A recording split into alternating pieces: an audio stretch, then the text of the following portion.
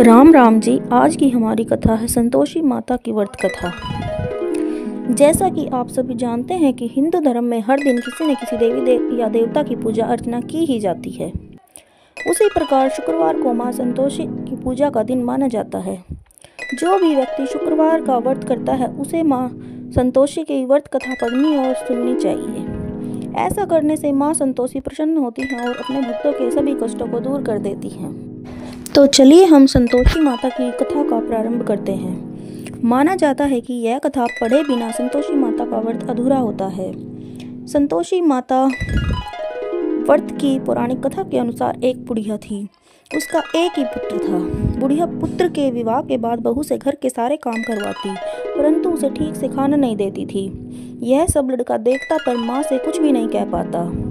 बहू दिन भर घर के काम में लगी रहती, उपले थापती, रोटी रसोई करती, बर्तन साफ करती, कपड़े धोती और इसी में उसका सारा समय बीत जाता। काफी सोच विचार कर एक दिन लड़का माँ से बोला, माँ मैं प्रदेश जा रहा हूँ। माँ को बेटे की बात पसंद आ गई और उसे जाने की आज्ञा दे दी।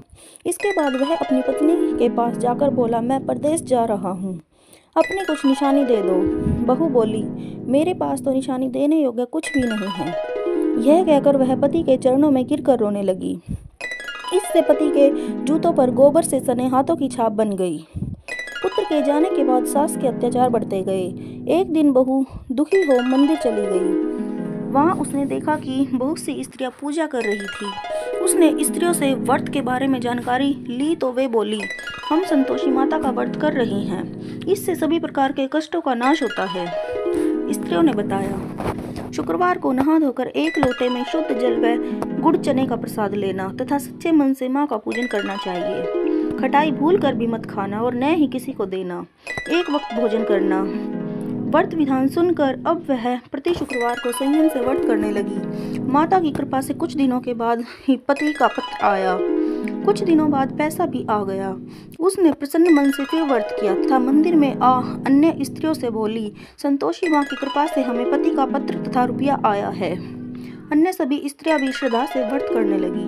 बहू ने कहा, हे माँ, जब मेरा पति घर आ जाएगा तो मैं तुम्हारे व्रत का उद्यापन करूंगी। अब एक रात संतोषी माँ ने उसके पति को स्वप्न दिया और कहा कि तुम अपने घर क्यों नहीं जाते। तो वह कहने लगा, सेठ का सारा सामान अभी बिका नहीं, रुपया भी अभी नहीं आया है। उसने सेठ को स्वप्न की सारी बात कही और घर जाने की इजाजत मांगी, पर सेठ ने इनकार कर दिया। माँ की कृपा से कई व्यापारी आए, सोना चांदी तथा अन्य सामान खरीद कर ले गए। कर्जदार भी रुपया लौटा गए। अब तो साहूकार ने उसे घर जाने की इजाजत दे दी। घर आकर पुत्र ने अपनी माँ व पत्नी को बहुत सारे रुपये दिए। पत्नी ने कहा कि मुझे संतोषी माता के व्रत का उद्यापन करना है। उसने सभी को न्योता दे उद्यापन की सारी तैयारी की। पड़ोस की एक स्त्री उसे सुखी देख ईर्ष्या करने लगी। उसने अपने बच्चों को सिखा दिया कि तुम भोजन के समय खटाई जरूर मांगना।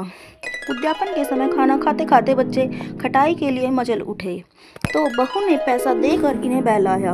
बच्चे दुकान से उन पैसों की इमली खटाई खरीद कर खाने लगे तो बहू पर माता ने कोप किया। राजा के दूत उसके पति को पकड़ कर ले गए तो किसी ने बताया कि उद्यापन में बच्चों ने पैसों से इमली की खटाई खाई है। तो बहू ने पुनः व्रत के उद्यापन का संकल्प किया। संकल्प के बाद वह मंदिर से निकली तो राह में पति आता दिखाई दिया। पति बोला, इतना धन जो कमाया है उसका कर राजा ने मांगा था। अगले शुक्रवार को उसने फिर विधिवत व्रत का उद्यापन किया। इससे संतोषी माँ प्रसन्न हुई। 9 माह बाद चांद सा पुत्र हुआ। अब सास बहू तथा बेटा माँ की कृपा से आनंद से रहने लगे। जय संतोषी माता की।